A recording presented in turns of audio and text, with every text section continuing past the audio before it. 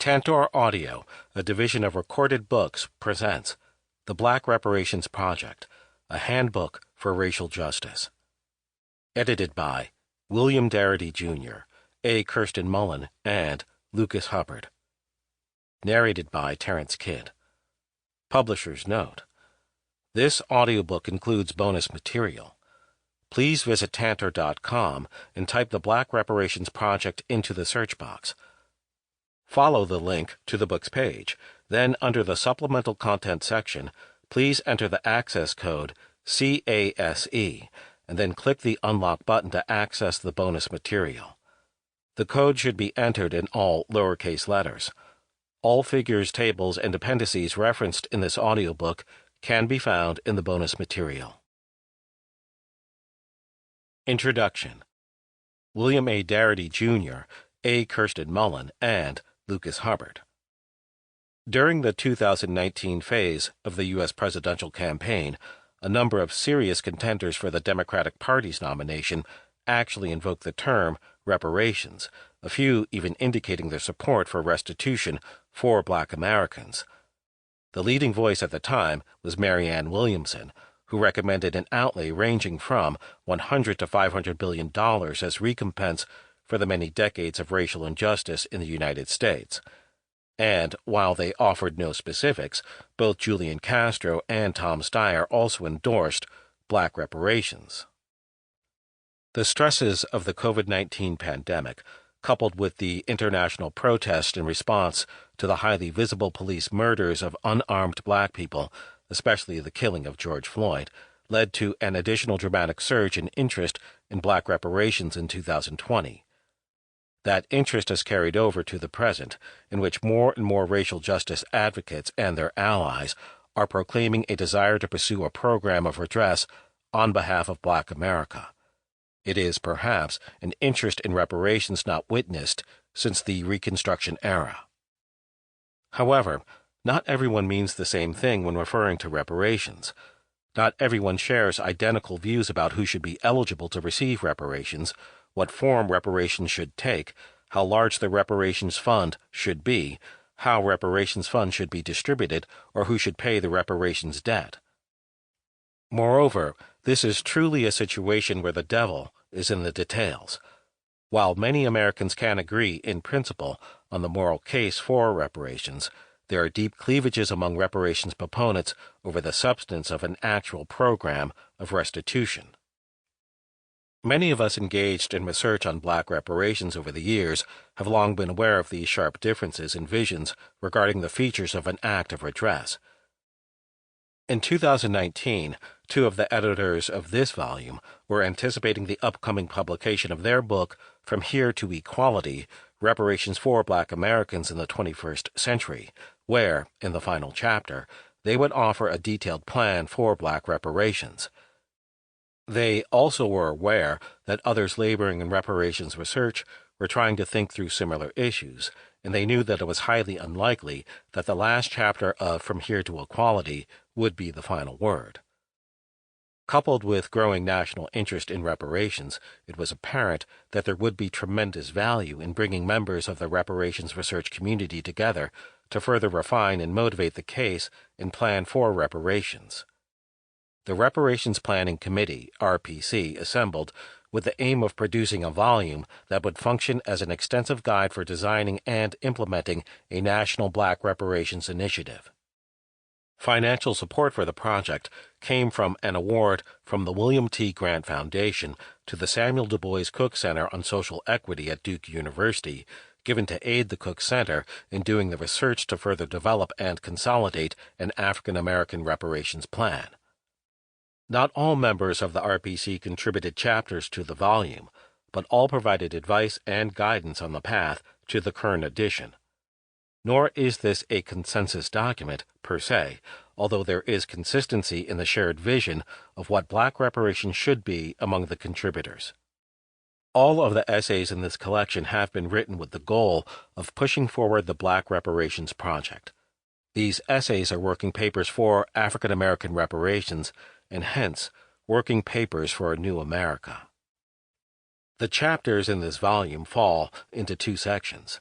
The first section consists of chapters that interrogate and outline the case for reparations through the racial disparities observed across different areas: wealth, housing, education, and health, before highlighting potential and necessary paths to restitution that can be achieved as redress in each area.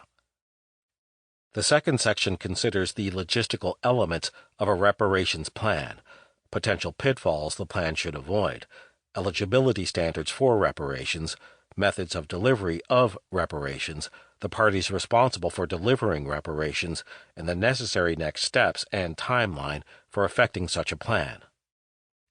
William A. Darity, Jr. and A. Kirsten Mullen's opening chapter, Where Does Black Reparations in America Stand?, provides an overview of the evolving terrain of an unfolding national conversation on black reparations. The authors examine the implications of the attempted coup d'etat on January 6, 2021, for the black reparations movement and the policies that have made and sustained the immense racial wealth gap. They outline the four essential pillars of a sound plan for black reparations.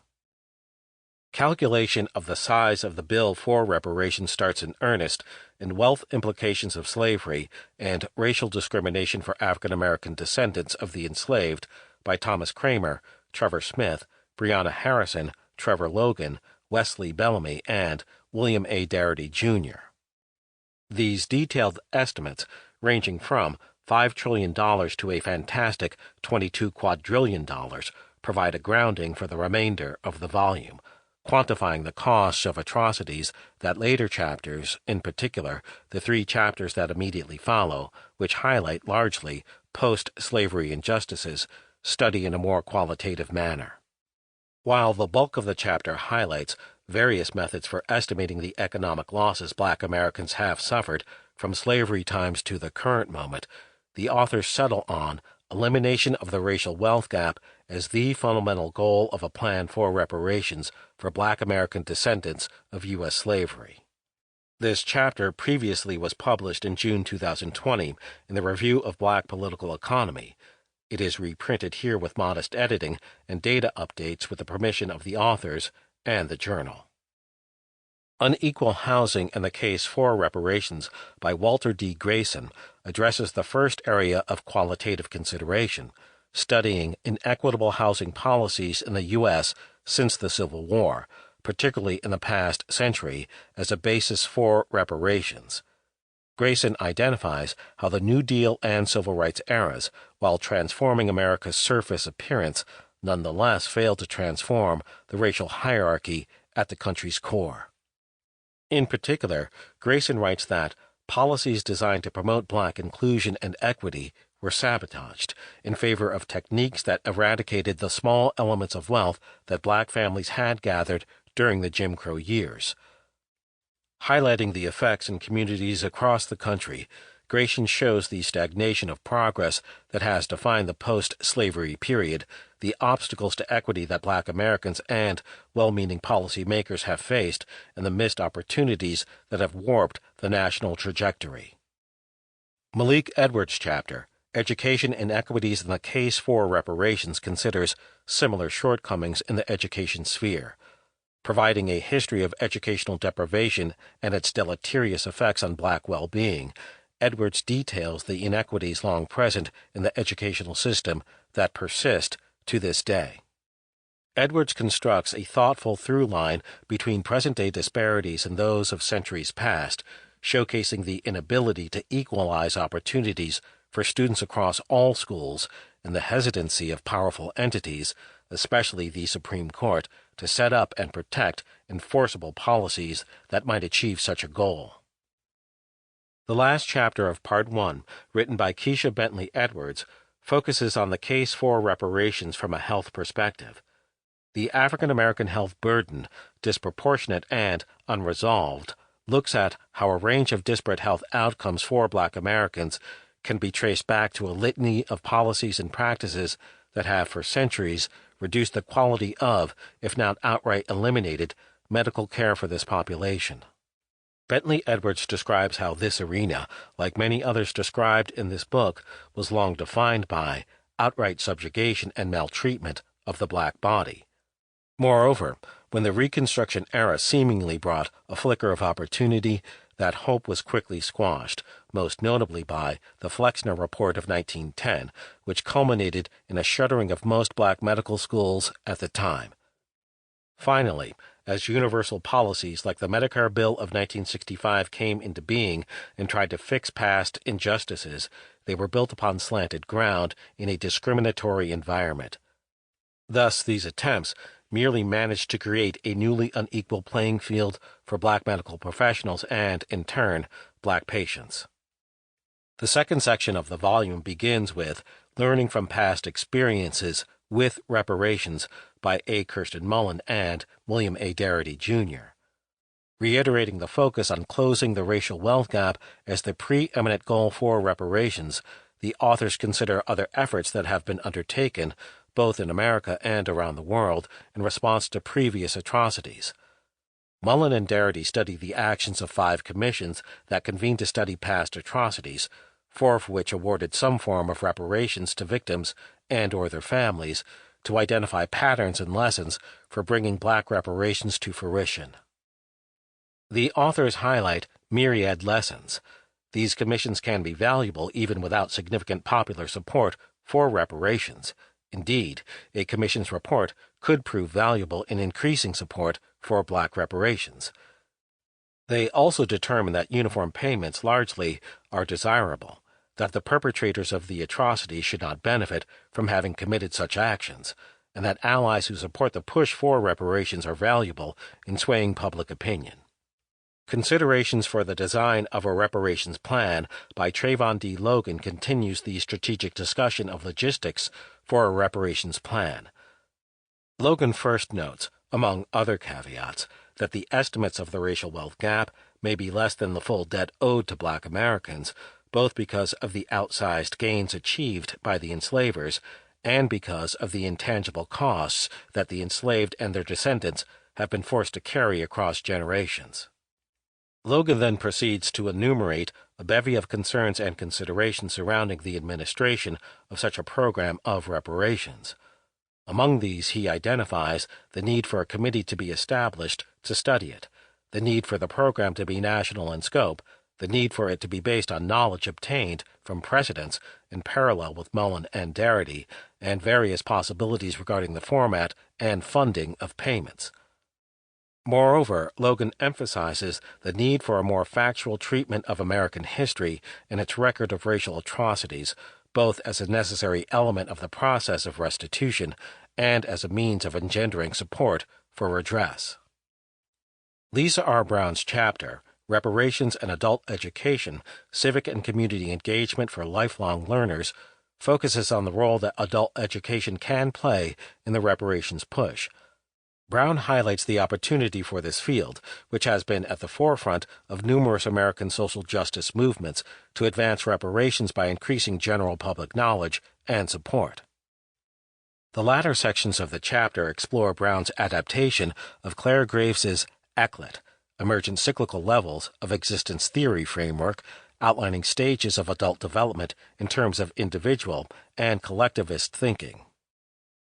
Brown posits that it could be a useful tool in identifying those adults most likely to become supporters of black reparations, as well as cultivating through education the kinds of collectivist thinking that are most likely to lead to reparation support.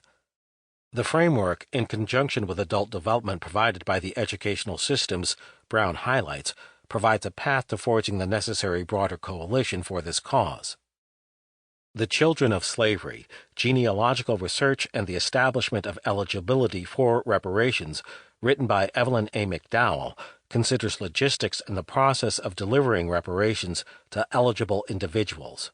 Building off the qualifying criteria outlined by Darity and Mullen, McDowell delineates a methodical process both for identifying relatives and for acquiring supporting evidence that establishes an ancestor's enslaved status. McDowell walks readers through the types of source materials, census, federal, property, and other records that can prove valuable in this research process. She presents a system for evaluating the strength of pieces of evidence, and she showcases this in 2 rich and nuanced examples. McDowell's chapter, is a powerful rejoinder to critics who believe that it is impossible to establish a genealogical trail to one's enslaved ancestors.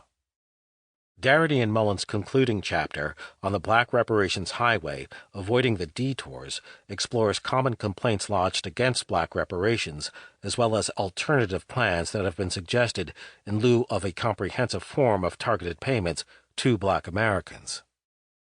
The chapter also argues that local initiatives labeled as reparations, congressional legislation to form a study commission for Black reparations, H.R. 40, the charge that reparations must be more than a check, and an array of proposed universal or indirect measures to close the wealth gap are diversions from an essential comprehensive national plan for reparations. The conclusion makes clear that nothing but reparations conducted at the federal level will alleviate the Black wealth gap, and that if equality is the goal, then nothing but true reparations will suffice.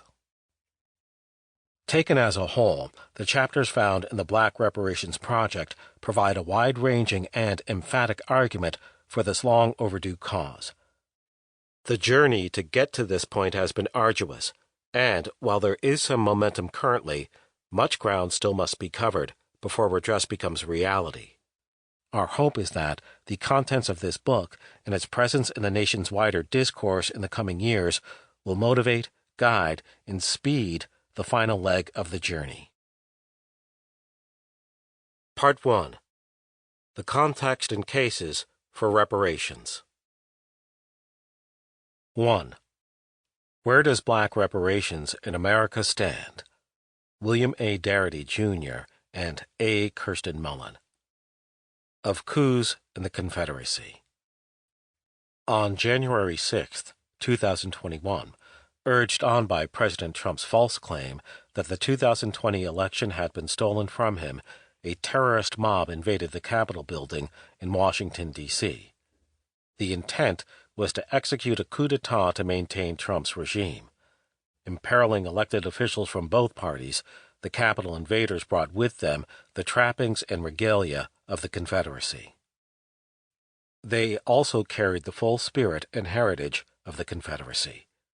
In the aftermath of the Civil War, it was the defeated Confederates who violently sought to win the peace by a campaign of sustained terror directed against the freedmen.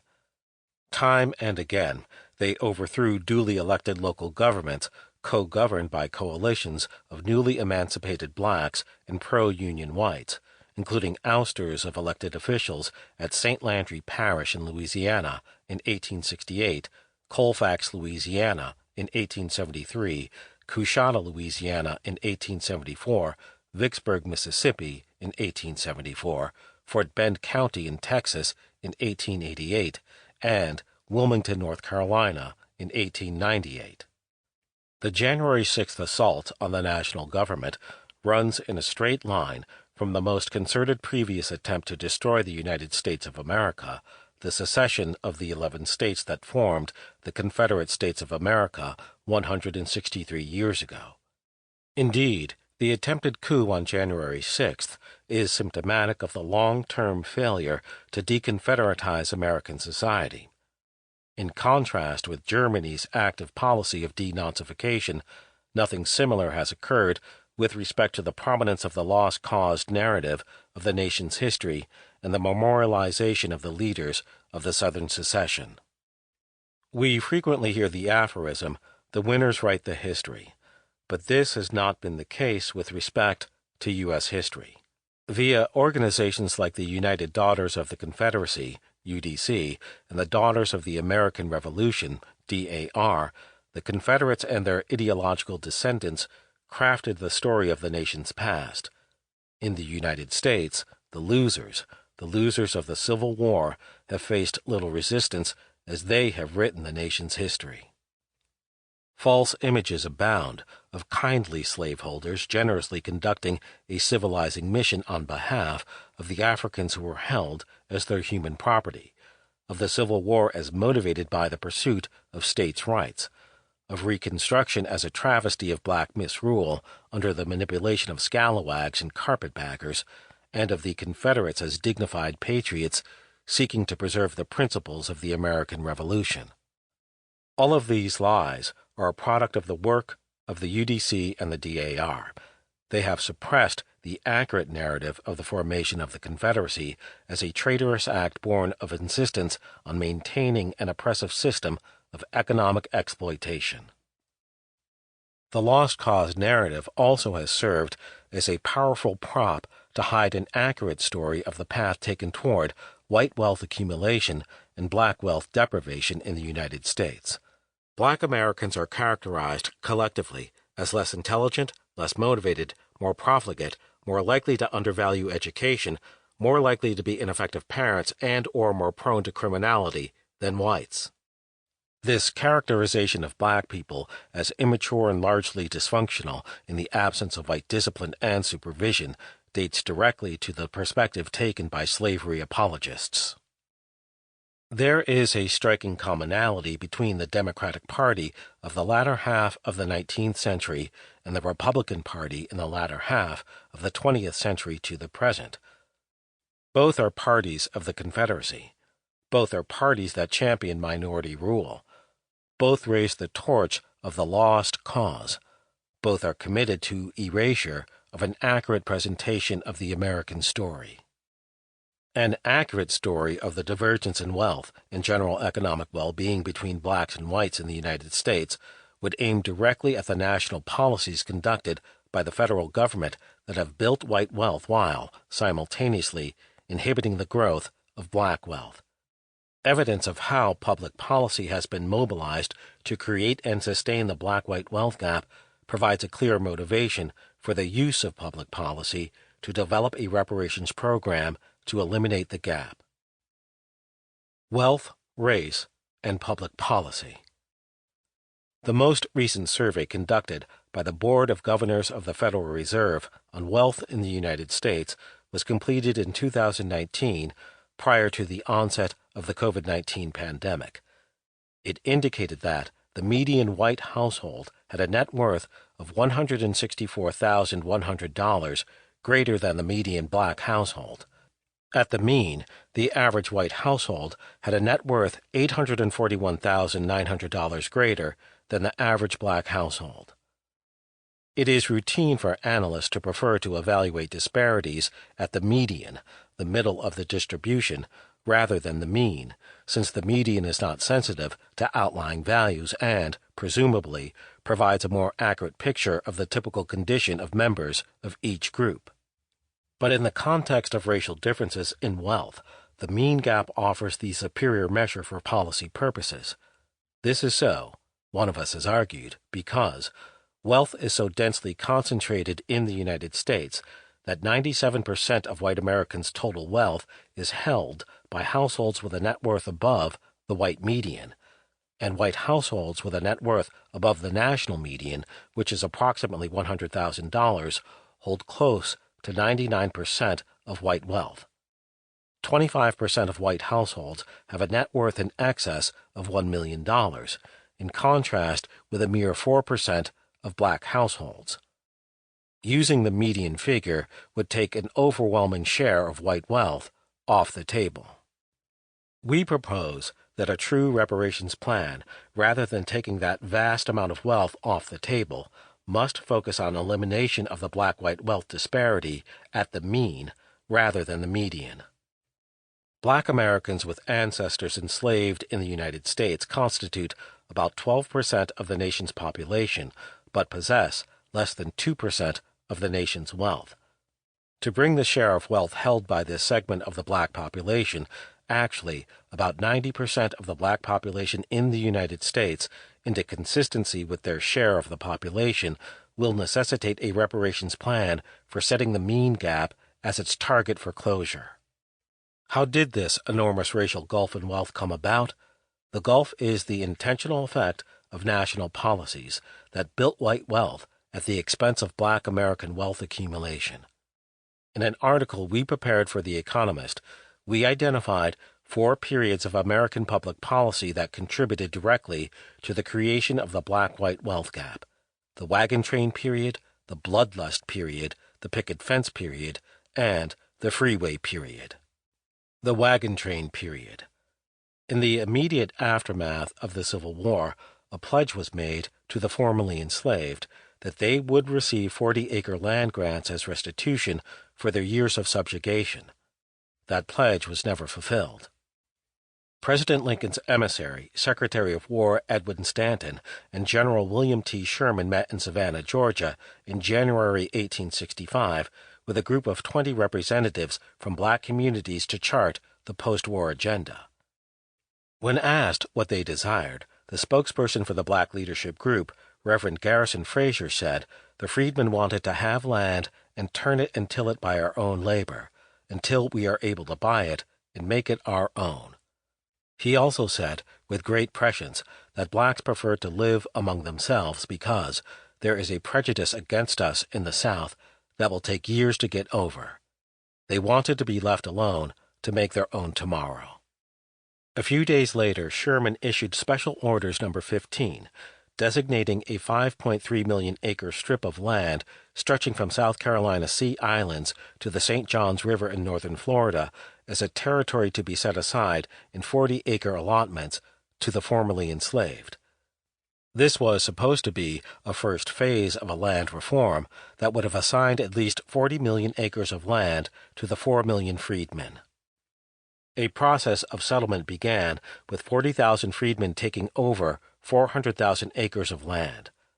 But in the aftermath of Lincoln's assassination, his successor, Andrew Johnson, simultaneously a Unionist and a white supremacist, rolled back all policies intended to give the newly emancipated full citizenship, including the land reform policy. Even the partial allotment of 400,000 acres was restored to the former slaveholders.